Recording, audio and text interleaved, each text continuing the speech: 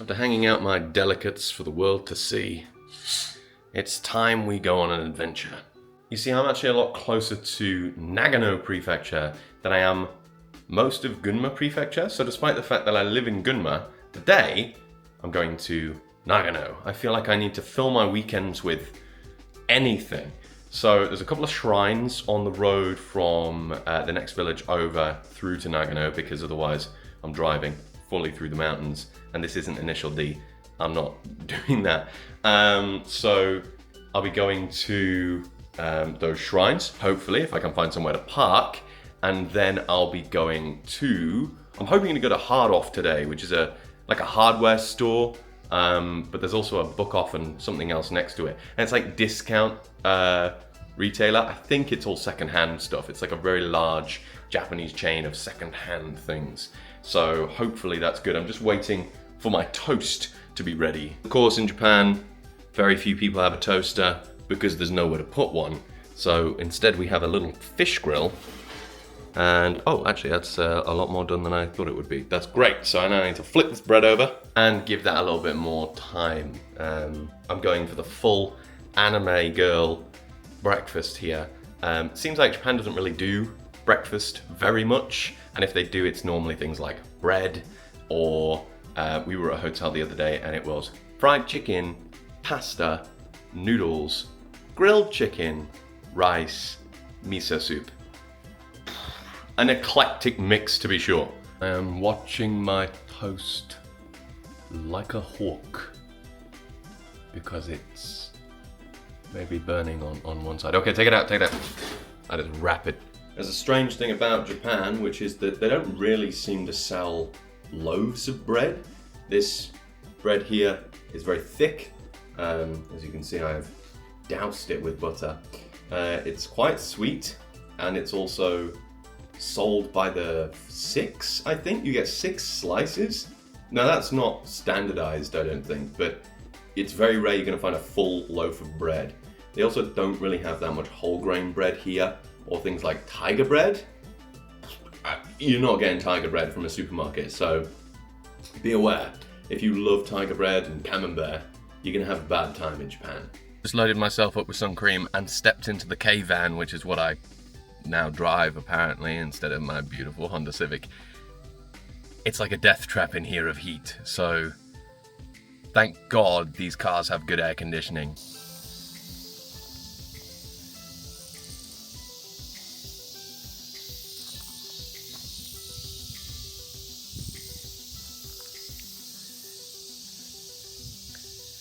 So it's one of the things we came to see. A woman. I wish you guys could have seen the road that I just had to drive on. Gunma Prefecture is the setting of Initial D, and the reason for that is because it's pure mountains basically, and I've just had to drive in my little K-van, the 660cc engine, all the way up and through the mountains. They've made so many tunnels to make sure that the incline's never too steep, so I think it is capable to do that. But just be aware. I've just seen a blue-tailed lizard. I didn't know those existed. What is that? Oh my god. The insects are everywhere here. You can hear them, you can see them. They are massive. But what can you do, eh? I have no idea who this woman is. Hold on, let's go read this.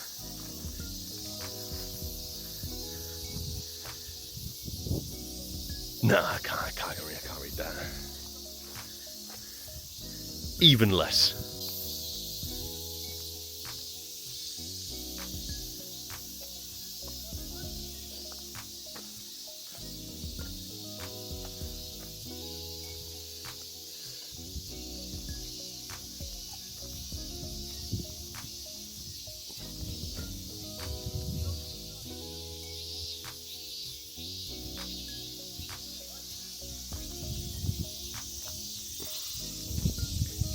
The sound of nature here can almost come across as oppressive, but it's genuinely incredibly beautiful. Now I think this might be the way up. Well, stairs have to lead somewhere, right? So up we go. There's a very fresh smell in the air. Oh, my head just got tangled in a cobweb. I hate the spiders here as well. They're very bright colours, which is, as I've always been taught, terrifying. So we got some Buddhas here maybe. That one's wearing a little hat.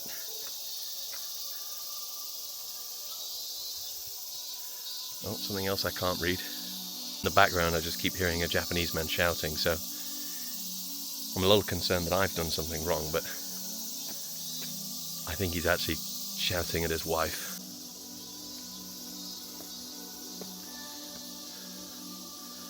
And there it is, in full view.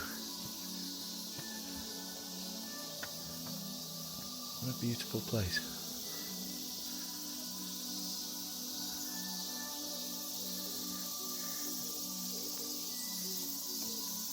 I don't really know what any of this is for, and I'm going to turn the volume down a little bit so I don't disturb any of the monks that are still here. This one has a rope on a bell, which I don't particularly want to ring, just in case.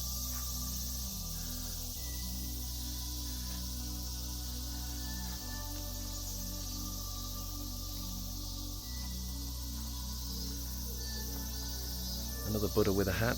Oh, let's see if I can catch that little blue-tailed lizard in here. Down there, maybe? It's moving. It's gone. No, I don't think so. Oh, there are lots of things flying around here. I don't like that at all. I didn't bring a hat today because it was crusty from all the salt that I sweated out into it.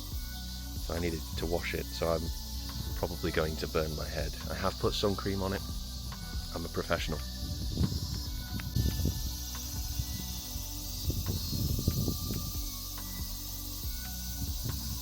So here you can buy a good luck charm for 200 yen. I think the yen goes in to this part of the box, and then you get a good luck charm. It asks you to keep it on you at all times. No, I did not read that. Google Translate did. Very intricately decorated at the top, and bright colours. And just the building itself is quite beautiful. I genuinely don't know if there's much else to see, but there's a little road up here, so I'm going to just follow this and see where it goes. I think I was next to someone's house. I think there was a house back there. I don't know if there's going to be a house up here, but it's entirely possible. Who knows what you're going to find? Just follow the road. I think your philosophy in Japan kind of has to be go with the flow and see what's there, right? Because otherwise you'll never discover anything. I'm cresting over the hill now. Looks like a bit of a graveyard. Oh, there's a statue of a Buddha here. He's got some kind of a big ring behind his head. Those little guys are wearing jackets. Some sort of pot. Maybe a god of war. Looks like a god of war. Oh. There's a little tiny box up there behind the trees. I have no idea why that's there. Here, there's a bell. So at Buddhist shrines, there's often a very large bell that you can ring. Now it looks like they've also got a little resting point here, and to be honest, I'm quite curious as to what the view's like. But before that, a couple of other things. Some sort of many-armed god here with an incense burner beneath. I don't know what that is. It's all built into the side of a cliff, which is near impossible to capture in one shot on this camera. Here's your little gazebo, which is very pleasant to be out of the sun. A little echoey though. And then there off in the distance is your view of Nagano. So it's more or less those sorts of mountains that we were driving over. I was driving over to get here. I'd love to have recorded it, but there's nothing in my wheelhouse to be able to do that, I'm afraid. Right. Do we ring the bell? think we kind of have to, don't we? We've driven all this way. The only thing we can do now is ring the bell. See, I would have had no idea this was up here had I not come up here. So, I'm going to find my way to the bell now. There's no money pot here, so I don't know where they expect that to go. So under the bell, you go past, there's another little statue. It seems like it might be missing its head. Don't know if you can hear that, but somebody else is ringing a bell off in the distance. Now it looks like this bell has animal patterns on the bottom side here. So this might be the Chinese zodiac, is that what it's called? Chinese zodiac? Now this is what you use to ring the bell. We're going to give it a blast. We're going to give it a blast. Now I don't want to be too loud.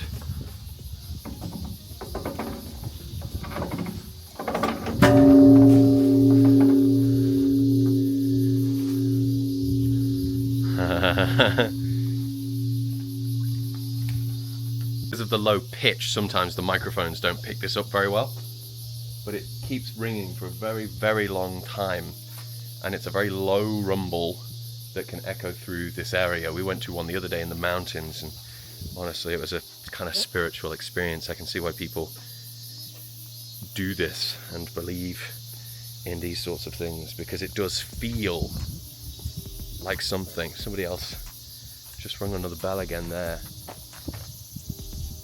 I don't know if you're supposed to pray at these things or you're just supposed to ring it and have a good time. I'm supposing it's some sort of religious ritual, right? Now, rag, okay? You need to bring one. It's unbelievably hot. Wiping sweat off your face is going to be quite important pretty much anywhere you go. Even if it's air conditioned, the chances are there's going to be something that you're going to need to wipe. Another thing about that, and this is completely random because I'm out in the middle of nowhere, but yesterday I forgot one of my rags in a pair of shorts, and that meant that I couldn't dry my hands at the sink. That's because Japanese people don't leave out hand towels or have hand dryers for you to use. So just be aware of that when you come to Japan. Maybe bring 2 rags, right? One for your face, one for your hands, for when you go to the bathroom. Now, this was brilliant. I would love to go to more and more and more shrines, because this is it's so different. Probably say, just in case you're wondering, that was Enjoji Temple. When you come to Japan, you're going to find 2 different sites, religious sites basically. Tera, or temple, are Buddhist. There aren't as many Buddhist temples as there used to be, because when the Meiji Restoration happened, they effectively destroyed Buddhism in Japan because it did not support the emperor's claim of being the rightful heir to the throne as a descendant of Amaterasu, which comes from Shinto. So that is the other style of religious site you're going to find. It's called a jinja, or shrine, and it is, well, a Shinto shrine. Normally you find them with tori, big red gates, which are gateways to the spirit world. When you find a tori, you have to bow through it, because you are entering into the god's domain. Now, around here somewhere is a jinja, and I can kind of demonstrate that point to you, but I don't know where it is. There is a little track here, maybe? That doesn't look right. I'm going to have to check the map. Google Translate is calling this castle ruins. I don't know where that means, if it means this bit with the stairs or another bit. So we're going to, I mean, this just leads back up to the Tera, or the temple. So I don't know if it's there or sort of through here. We'll do a little bit of an exploration, I think, into the bush. God, it's unbelievably warm.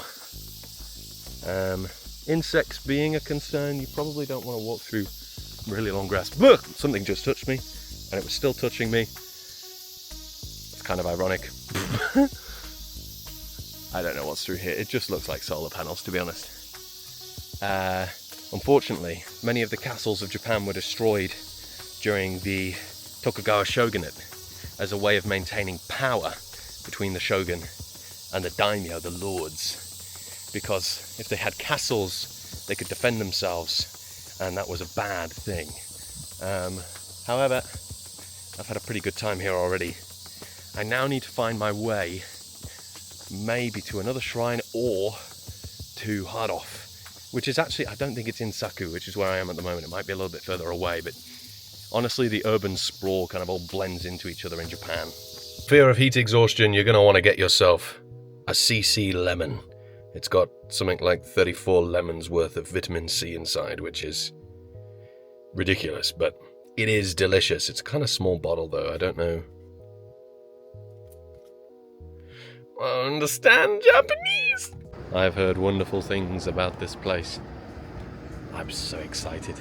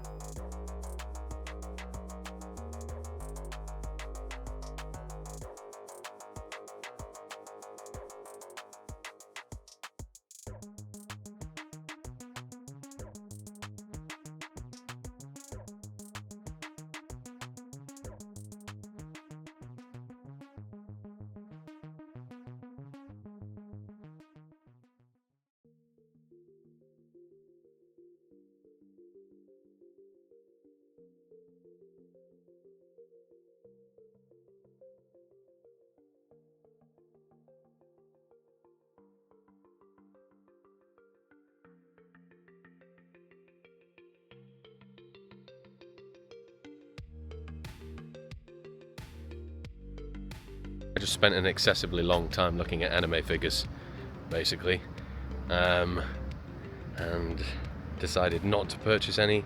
I need to make good financial decisions. I was tempted by a PlayStation 2. To be honest, I was tempted by a lot of things in there which I really don't need.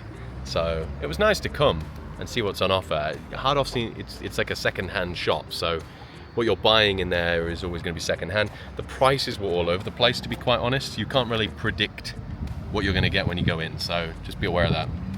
Yeah, bro, I don't know what's here, but that is one faded logo, but I'm going in anyway. After shopping for anime figurines and grabbing some cups and an anime figurine, because I'm a weeb, I decided I needed to stop because I'm so dehydrated now. And I've got some cow piss. I don't know what cow piss is. It looks like milk, but it says water on the front, so we're gonna give cow piss a taste.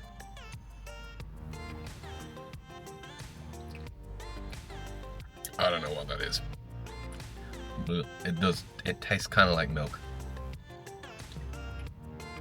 but watered down and sweetened. Not a fan of that. Okay, what else I got from the 7-Eleven, because we don't have a convenience store near where I am, oops, is a pork cutlet sandwich. Now, I've had this before, it's absolutely delicious. And a fruit cream sandwich. This is something Japan does. And because its bread is so sweet, it is just a dessert. Like, there's nothing about it that you wouldn't enjoy, right? So I'm gonna have these before I set off, and then I'm gonna take that desperately beautiful road back to my little village. So what I wanted to do here was to give you a little bit of insight into the experience of driving. I managed to grab a passenger who then grabbed my camera, and then off we went. Here you can see me emerging out into Gunma, and honestly the views were incredible. A camera can't even do it justice, really. What we ended up doing the next day was we went to a shrine in near Mount Harona.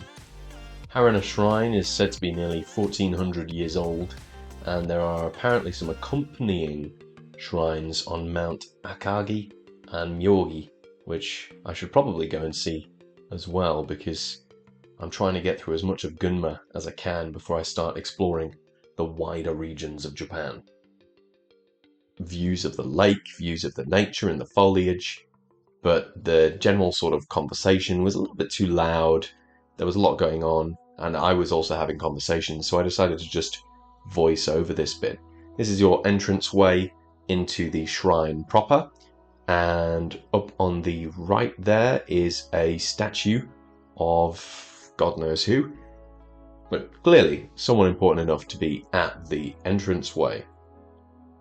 Walking inside, you can see down on the left there are some chimes being blown by the wind and by the little paper attachments on them.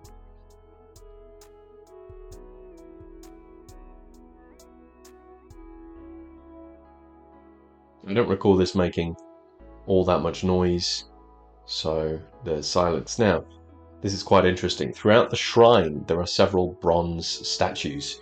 Now, unfortunately, I did skip past that one because I didn't really understand what was going on with them. But eventually, I did start to realize that people go up and stroke or touch the bronze statues. So you'll see me in a moment going up to a bronze statue and giving it a little caress with my delicate hands. Here you can see the natural environment that this was in. Another hoary gate there. This was up off a beaten track and we never did end up going that way. And after waiting for a family to move out the way, I managed to rub the big fat belly of the man. I don't know who the man is, I don't know why he's important, but I know that it was very, very fun to rub his belly. This little area here becomes a little bit more relevant later, but it's where you put prayers. Some of the prayers at the shrine have water features, which means you have to put it into water to reveal what is going on. Here, this guy seemed to have mostly a rubbed head, so I went in and smacked up that forehead.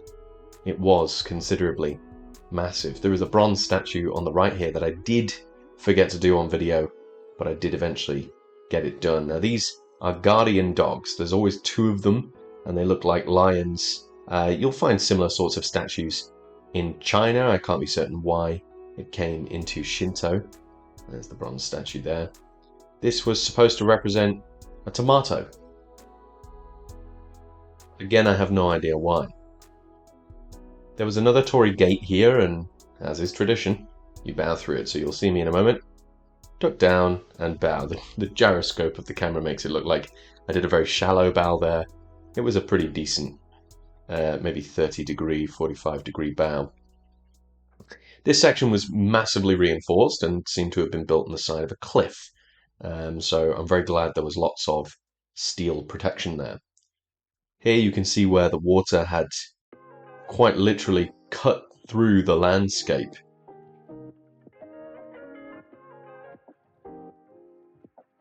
I saw an insect. And then I saw a strange door in the side of a cliff. And then I saw another bronze statue. This one was of a woman, seemingly, whose face had been rubbed. And the guitar.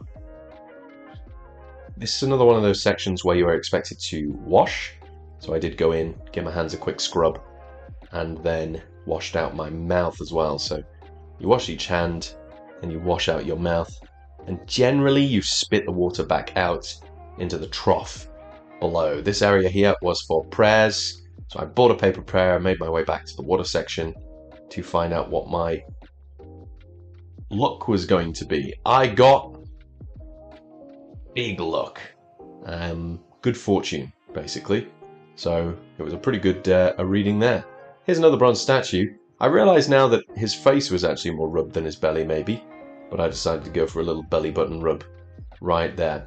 It is unfortunate some of the shrine was under construction at the moment, or refurbishment, which means we didn't get to see everything, but we did get to see this cool little gondola entranceway type deal with carved wooden statues. Also, I should point out, you're not really supposed to film the shrine itself, so once you get right up to the top, you'll probably notice a sign that says no filming, which is why the footage suddenly cuts to this waterfall, which we did go to see, and it wasn't too far away from the shrine. Now, we decided to walk back.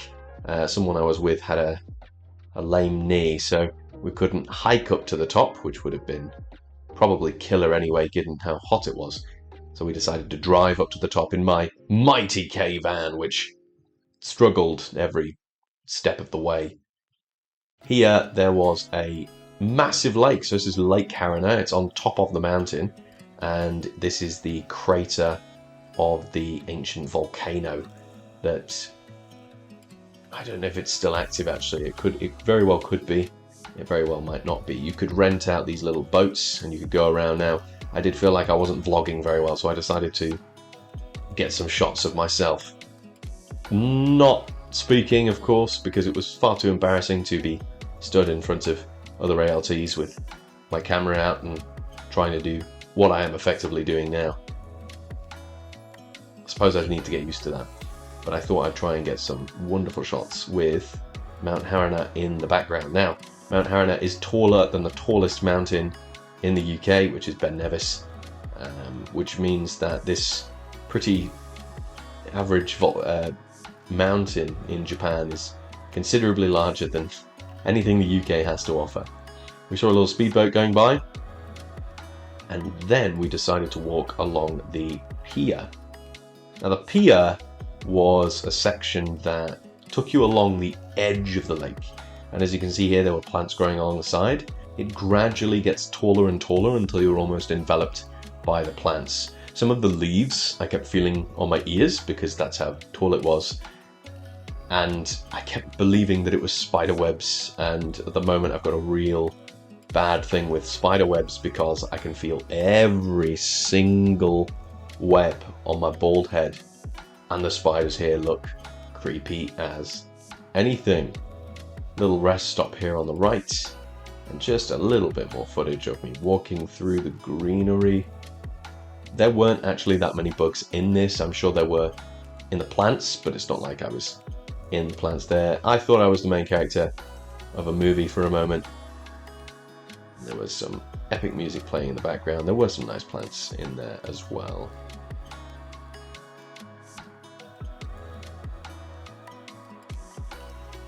Following on from that, we saw a snake, and you'll notice that I made sure to keep it more than an arm's length away, knowing that some snakes in Japan can be incredibly dangerous. This may well be the first snake I've seen in the wild, but who knows. Now, I wanted to capture some more footage of Gunma Roads. This is the setting of Initial D, and this mountain road was kindly filmed by a glamorous assistant of mine, who is also now a quick friend that I made here in this country. But what I wanted to show to you was the corners. It is a complete sort of zigzag wiggle down the side of the mountain, and the views you get are incredible. So I apologize that the footage isn't the best because it's being recorded through a windscreen, but as you can see, you get a view of the trees, you get a view of the mountains as you're sliding down. There is something to be said for Japanese roads. Number one, they're not very quick, and to be frank with you, that's good, because when you're doing corners like this, you're not wanting to be going 70 miles an hour. Maybe on stretches of road like this, you could be doing 60, but most of Japan is either 40 or 50 kilometers an hour zones, and some sections you really need to watch out for. I didn't see too much warning about this. There's no arrows on the side of the road, there's no brown patch of road like there would be in the UK, and it was a near 180-degree turn. You can see the camera even struggling to keep up with that turn there.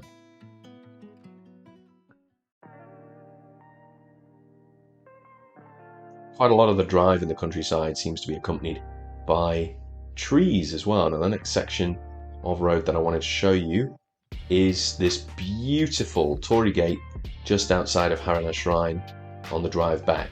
You literally drive through the torii gate, that's how big it is. And in a moment you're about to see another one, which you can actually see has a little road track underneath that as well. We decided not to go through it, largely because I forgot that it might have been an option. And then on the drive back we recorded some more footage of the beautiful mountains just to get an idea of what Japan is like. It's a wonderful country to drive through. It just takes a million years. And finally, a roundabout. A rarity in Japan, it seems. And honestly, some excellent camera work going on here by my lovely assistant.